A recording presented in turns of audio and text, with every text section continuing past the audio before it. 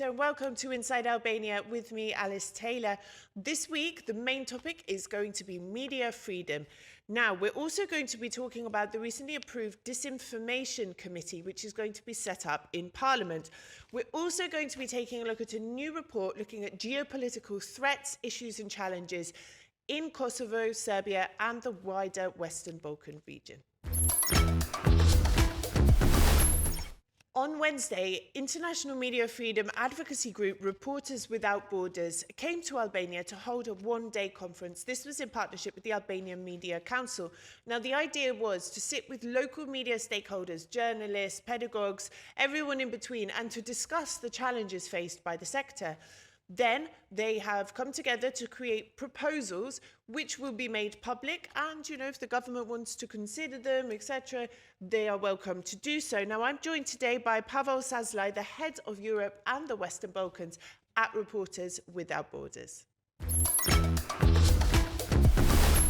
Pavel, welcome to Inside Albania. Welcome to my studio. It's a pleasure to have you here in person and to be able to talk about media freedom in Albania, the issues, any glimmers of hope there might be, and the conference yesterday. So first of all, welcome. Thank you for the invitation.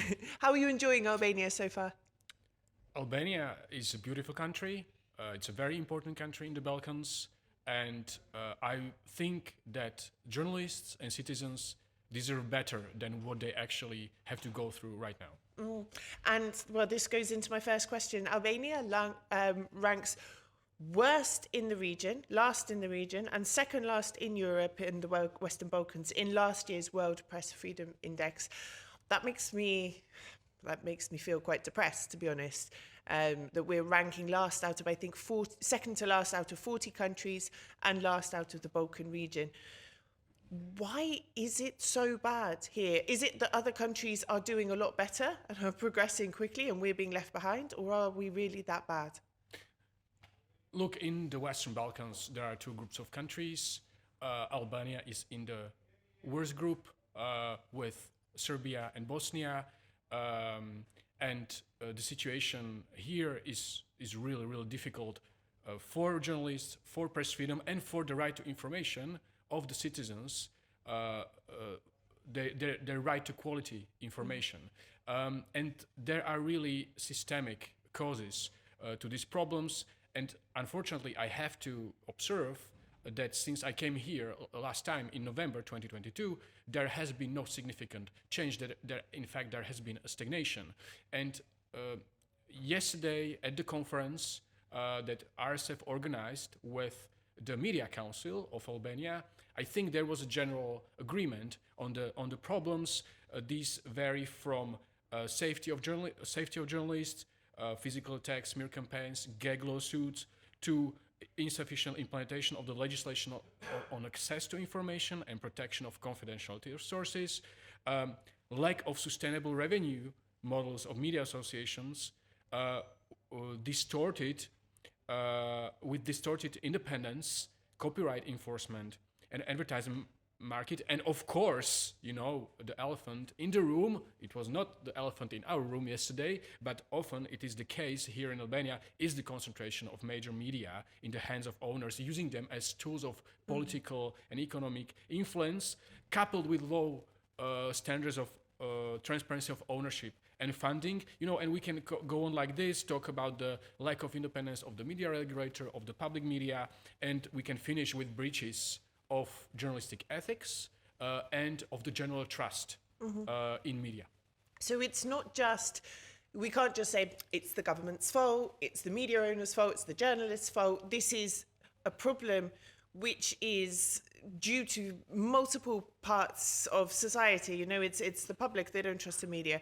We've got media owners with their fingers in lots of different pies who use the media for their vested interest. We have bad working conditions for journalists. Maybe they don't have contracts, the rules aren't enforced, they can't just go to court and settle it there for various different reasons. Amongst journalists as well, they're copying and pasting the amount of times my work has been copied, pasted, shared, and then they don't take it down, or not checking sources, not checking facts, reporting on crimes involving minors, for example, and publishing a picture of them and being unethical, right up to the issues which come from the state, from the government, lack of information, not getting answers from institutions, problems with politicians from every angle who quite enjoy intimidating the media sometimes. This is a very broad issue. It's not like in other countries in Europe, where it's maybe just problems with the law or problems with ownership. This is something, from what I understand, which touches every aspect of our society in a way. Yes, correct. And we have to say that the problems we see in Albania exist in different levels and proportions in other European countries. The attempt to politically control the flow of information, the collusion between media, business, politics, disinformation, fake news on social networks, and of course the undermining of the economic sustainability of media by the digital platforms like Meta, and even now by the artificial intelligence. But what I really want to stress here is that yes, although even the World Press Freedom Index is not a ranking of governments, it's a ranking of countries. Yes. Governments do have a big responsibility, and many of the problems here in Albania can be traced to the political environment. There are systemic problems, but governments have special responsibility. And we think, and maybe I would start here on a more positive note, that there is an opportunity for change, which is the accelerated EU integration process, and of course it depends on the government to change its attitude.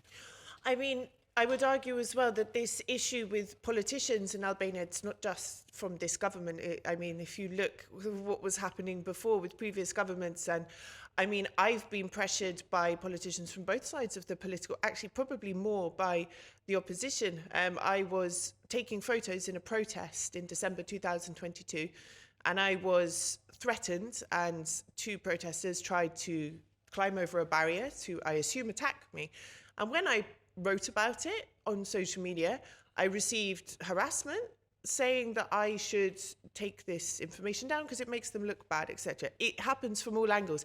It's a culture of not respecting the work of journalists, which I think extends into multiple areas and doesn't have a political colour. But you mentioned positivity then. What is getting better? The government there have been some signals. They are open to discussion or consultation. You had this forum, this conference in Tirana yesterday where members of the media community came. There were experts, there were people from the EU, from the Council of Europe. What was the aim of the conference and what came out of it? I've attended lots of conferences, where everyone talks about how bad everything is and then everyone goes home. What came out of this conference? RSF is interested in improving the situation based on a transparent and trustful approach. This conference, organized by RSF and Albania Media Council, and gathering really the key journalists in the country, aim to agree on the diagnostics, on the problems. I think we more or less reached an agreement on that, and now the next step is together with the Media Council, with the Albanian journalists, draft recommendations directed to national and European authorities. The context being the EU enlargement, and we will do this in a very transparent way. We will publish these recommendations, and we'll see what happens. I think it's really important to come with specific proposals. Yes. What needs to be changed, and this change and this environment, somehow this transformation is going to happen also as a result of Albania's accession to the EU. We have a new European legislation, European Media Freedom Act, which is the best international law, best international standard on media freedom, and Albania will have to adhere to that, and will have to also somehow accept it into its own system. And we have also other European measures that are in force today, so that is going to happen. And here we really need to defend the interests of and rights of journalists in Albania, independent journalists, and of the citizens, of their right to information, and do this in a way to build trust, because yes, there is a lack of trust today between journalists themselves, between the authorities and journalists, and between the media and the public. I am worried about possible pushback on some of the proposals and points, or not pushback, but how you're going to be able to tackle them. Funding, for example. We know that there is a concentration of media ownership in the country. These are big businesses. They have interests in regulated sectors. Their interest is not to change that. It works quite well for them, to the detriment of journalists. Problems with working conditions. Previous attempts to set up journalist unions have been very difficult. There is one now that has been set up. Let's see how it will roll out, whether it will be effective.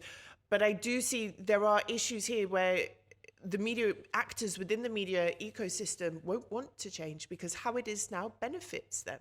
How do you think to overcome this? The European legislation, this new European Media Freedom Act, already offers us some instruments.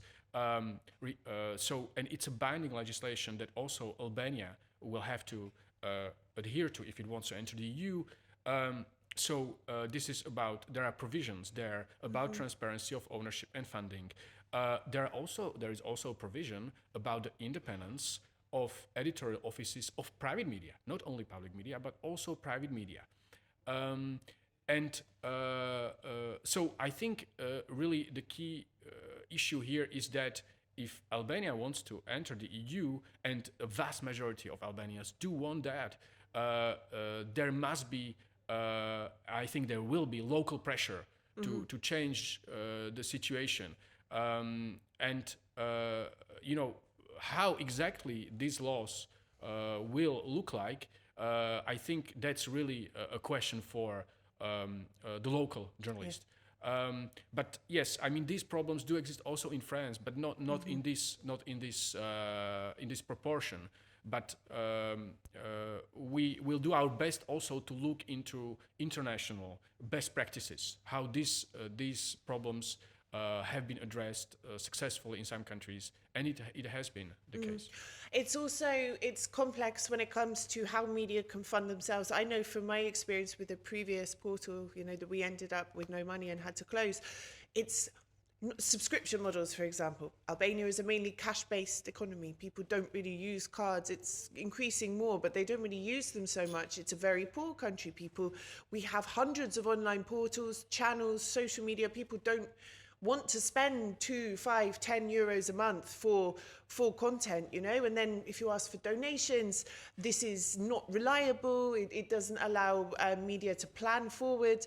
Then if you rely on funding from NGOs and embassies, I think there are problems with independence there. It's not sustainable long term. It's also a high administrative burden.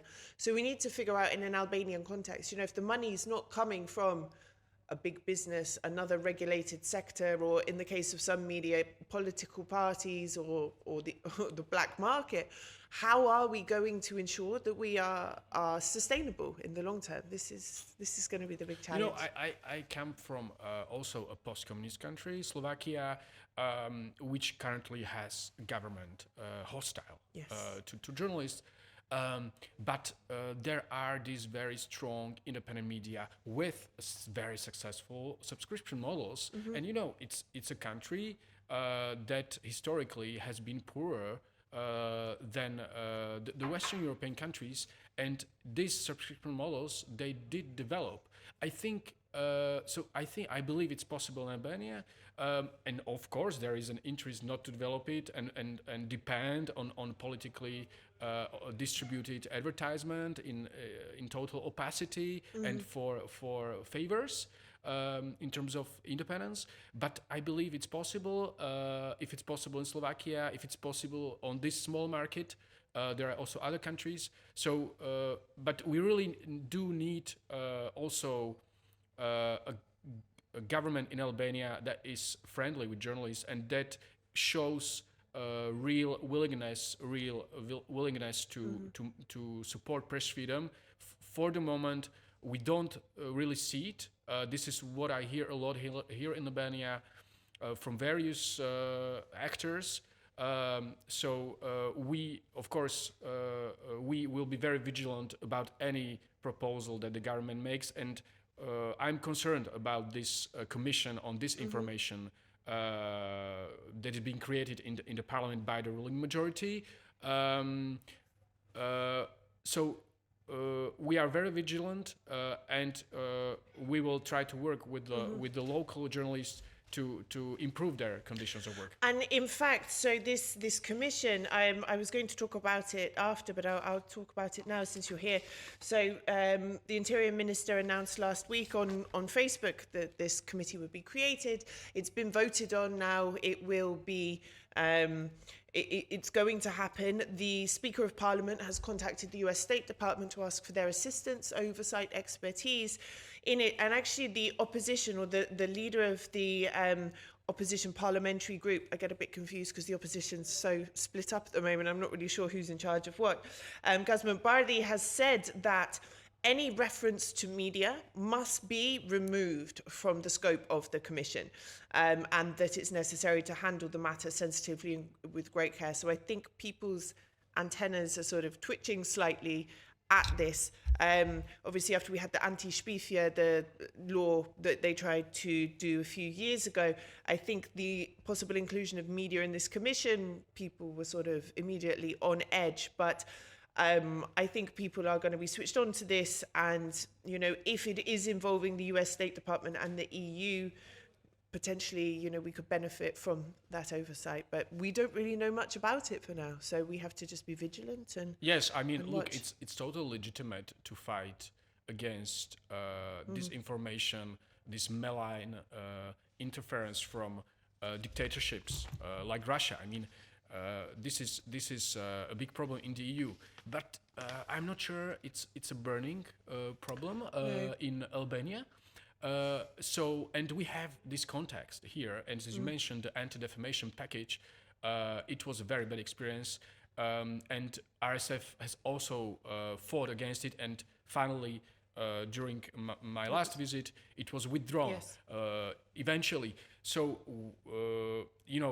if any steps are taken, there has to be like a debate, inclusive debate, and these actors that you mentioned, especially the EU, have to be involved to really put things straight.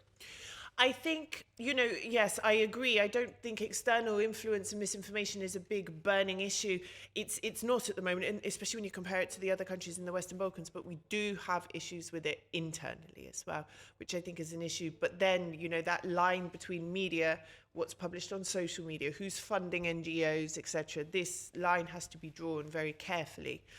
We need to approach it with great care. I guess also it could be a forward-looking commission. It could be a forward-looking step, like, okay, we're not really struggling with external influence too much right now, but let's put this in place before that happens. But I reserve my judgment until I've seen exactly what the scope is going to be, what the accompanying laws will be, if any, what penalties there'll be. Because, we've had attempts at similar things in Hungary, not good there. In Poland, in France, they've passed a law very recently on foreign interference, which, I mean, I consider France quite a democratic country in many ways. I don't foresee many issues with it. But the EU directive on this matter has been quite controversial. So I wouldn't compare France and Albania. However, you mentioned Hungary, and also currently in Bosnia, and in Slovakia. Republika Srpska, there is a proposal on foreign agents label that potentially can mean administrative harassment and intimidation of journalists, like in Hungary, and based on the Russian model. Yes, I mean, one thing I want to say about this is the best way to fight disinformation is to support those who spread trustworthy information. Yes. So to support the media and the journalists who are really independent and respect journalistic ethics. Quickly, my last question. When can we expect the next World Press Freedom Index? the next World Press Freedom Index will be published on the 3rd of May, the International Day of Press Freedom. That's as much as I can say now. It's a I've little been teaser. trying to get something out of you, but the problems that we see in Albania are global in different proportions.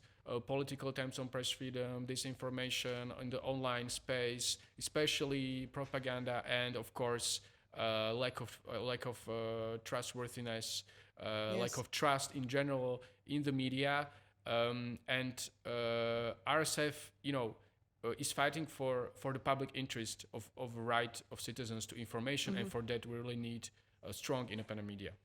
Pavel, we could talk all day about this, but my producer will kill me. So thank you so much for your time and for your insights. Thank you, Alice. Thanks. Moving on now, as tensions between Kosovo and Serbia continue to simmer, the tentacles of Russian influence infiltrate and disrupt Serbia, Montenegro, North Macedonia, and issues of stability and even succession persist in Bosnia and Herzegovina. The region's geopolitics is again under the spotlight. The New Lines Institute has published a report called Western Balkans 2024, an assessment of current security posture and current geopolitical challenges. Now, the idea of this new report is to shed light on the reality of what's happening in the ground, in the hopes it will aid policymakers in their decisions and stances. I'm joined today by one of those involved in the report, Dr. Azim Ibrahim from the New Lines Institute for Strategy and Policy. Dr. Ibrahim, welcome to Inside Albania. Thank you for your time. Thank you so much for having me. Now, I want to talk, obviously, about the report, which has just been released. Obviously, our viewers will not have been able to read it in its entirety. Could you give us a brief overview of its scope and the main findings, please? Sure. Well, the report is from the New Lines Institute. We're just launching a new project called the Western Balkans Observatory. And one of the reasons we're launching that is that it's now become very apparent that policymakers in the West, both in the United States and in Europe, have taken their eye off the Balkans, the Western Balkans in particular. And, there is a lot of malign activity going on there. And if you've seen the recent press, the likes of very senior policymakers are now advising that this is going to be potentially a new front for outside actors to have interference in the region. And so what we're trying to do as a Washington, D.C. based think tank is trying to get the best information, the best analysis of what's happening in the region to policymakers in Washington and Brussels, so that they can make better informed choices. So the most recent report is a second collection of essays that we have. We have over half a dozen of top experts from multiple countries providing in-depth, deep dive analysis of what's actually going on, and with key policy recommendations, which we hope that policymakers in the West will take into consideration. Now, you say policymakers in the EU and the US have taken their eye off the Western Balkans. I mean, I follow what's happening here on a daily basis, particularly Kosovo and Serbia, and I would say that they haven't taken their eye off what's happening there, but rather they're not seeing the full picture. I think, in particular, the approach towards Kosovo and what can be considered quite a lenient approach towards Serbia is very problematic. I understand that the report mentions the sort of aftermath of the Banska attack in northern Kosovo in September. What does this report bring to the table in terms of what is happening in northern Kosovo, relations between Kosovo and Serbia, and this attack?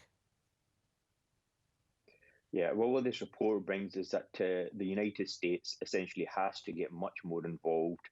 European management of this entire region, which the US essentially left to Europe to try to take care of their own neighborhood, has not been forthcoming.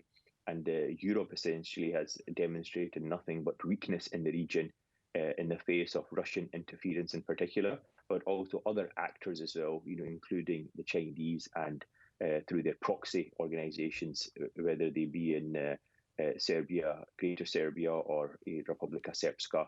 And so the key kind of recommendation that we make is that the United States really needs to get much more involved, particularly as we see the efforts in Ukraine, irrespective of who becomes president next year in the United States, it's quite likely that Ukraine will start winding down.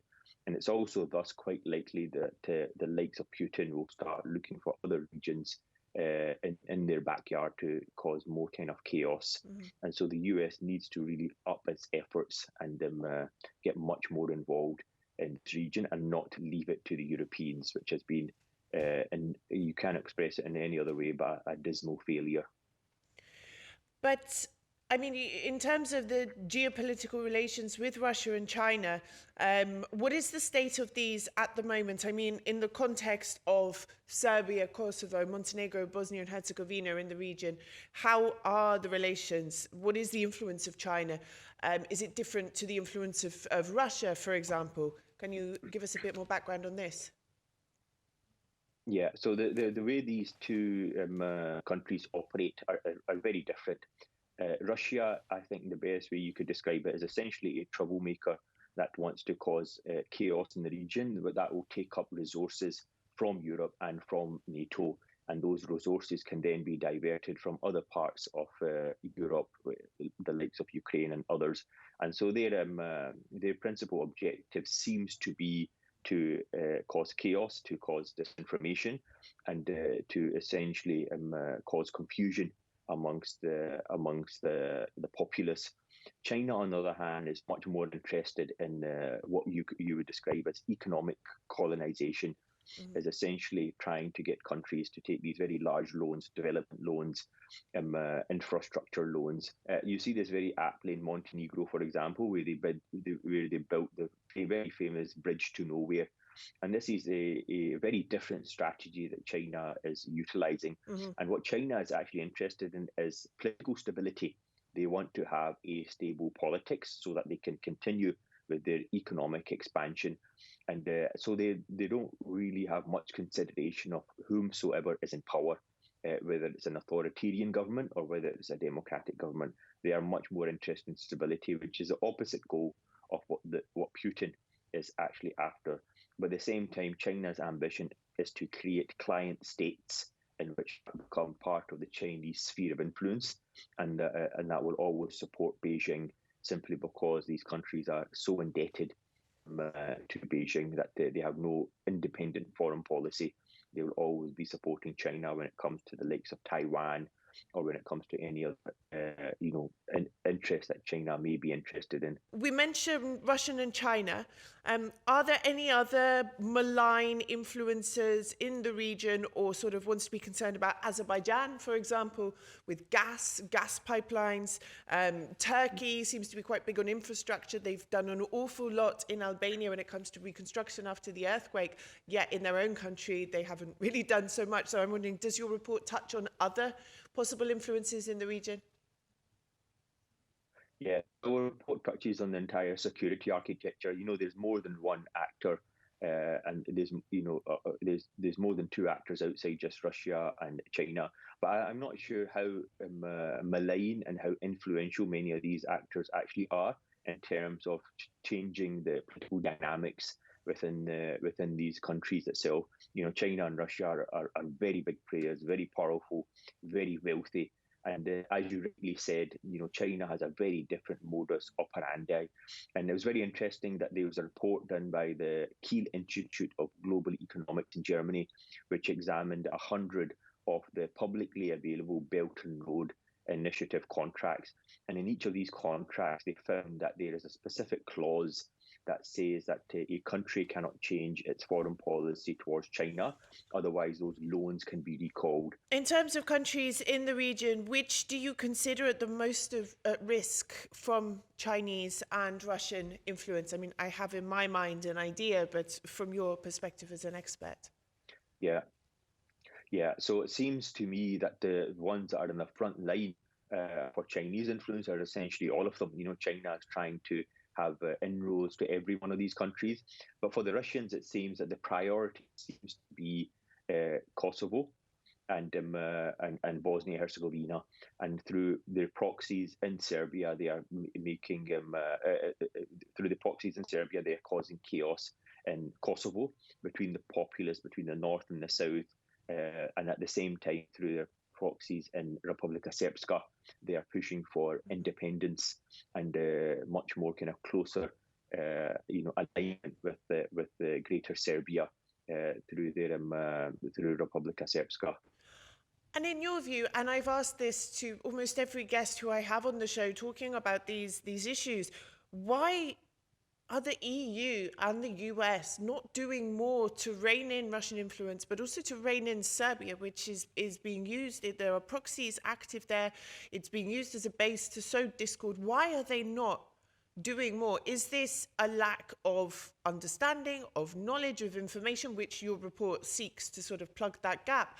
Or is there something else going on? Is there lobbying going on in Washington we don't know about? What's your view? I think it's a combination of all of those things. In fact, there is extensive lobbying going on in Washington by the Serbians in particular, and there's also quite a few very senior officials, senior retired officials, who are actually working as lobbyists for the Serbian government, and they have considerable access, and they have extensive experience in the region, so they're seen as wise voices that they bring to Washington on the region. And their entire modus operandi is that we need a strong Serbia for the region, for stability in the region. We cannot put Serbia in a little box. We cannot push back on it.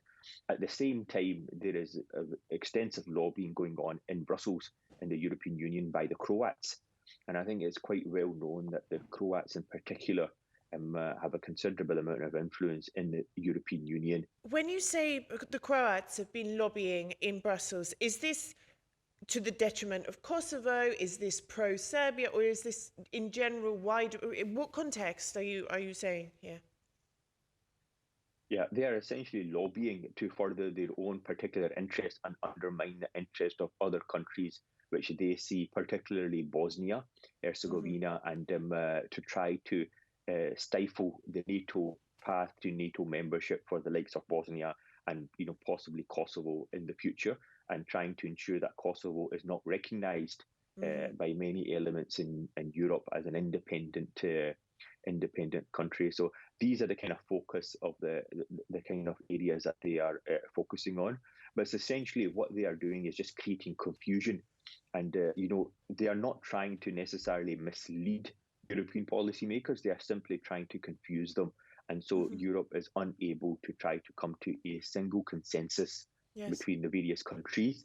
And as you know, Europe is, works by consensus. So if there is no consensus between the countries and they're being pulled in different directions, it means that nothing happens. There's all sorts of misinformation and confusion campaigns going on, and they're very and it's quite clever in the mechanism which has been set up, is that for each country they have a different target and different way. And so when each of these countries get around a table in Brussels, they have a very different understanding of the reality, and they don't necessarily, the Balkans has just not been a priority for Europe, so they don't necessarily have best information at hand from their own governments, from their own intelligence agencies, from their own foreign ministry to see what the actual reality on the ground is. They're essentially relying on the most effective lobbyist to feed them that information, and that is a picture of confusion. And then you have Serbia, which is an EU candidate country, moving through the accession process, albeit very slowly.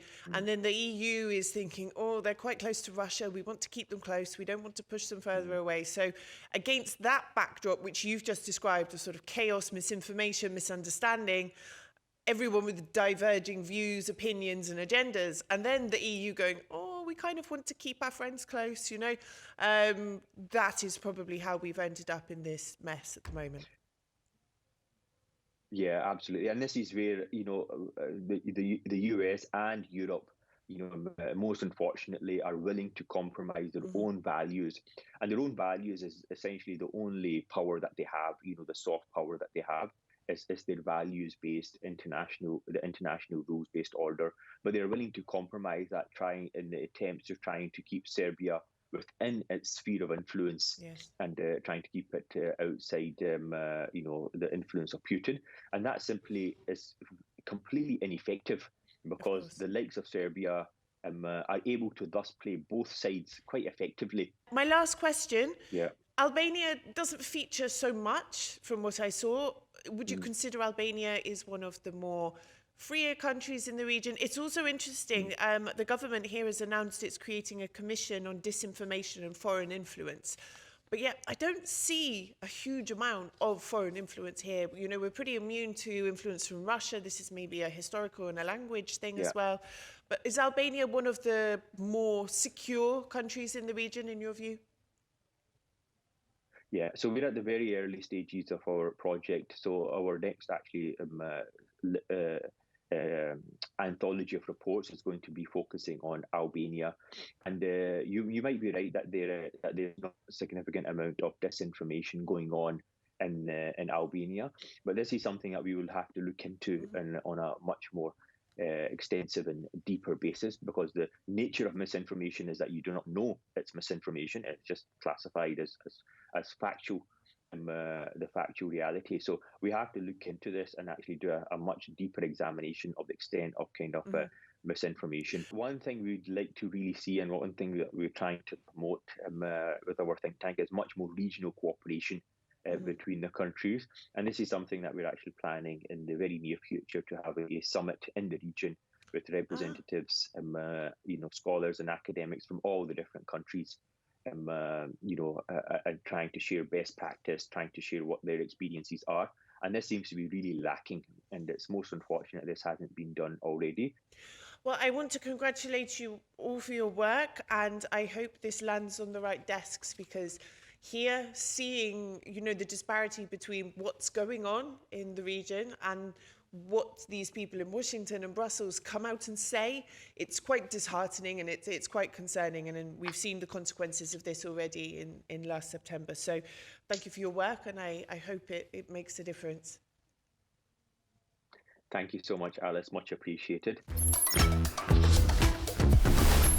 That's all for this week. Due to ongoing Formula One, there are still a few disruptions to our schedule, but you can find out exactly what time we'll be on every Saturday if you follow me on Instagram and Twitter, Alice in Albania. You can catch us on Euronews Albania, on our YouTube channel, and across all major podcasting platforms. Until next week, Mirapavshim.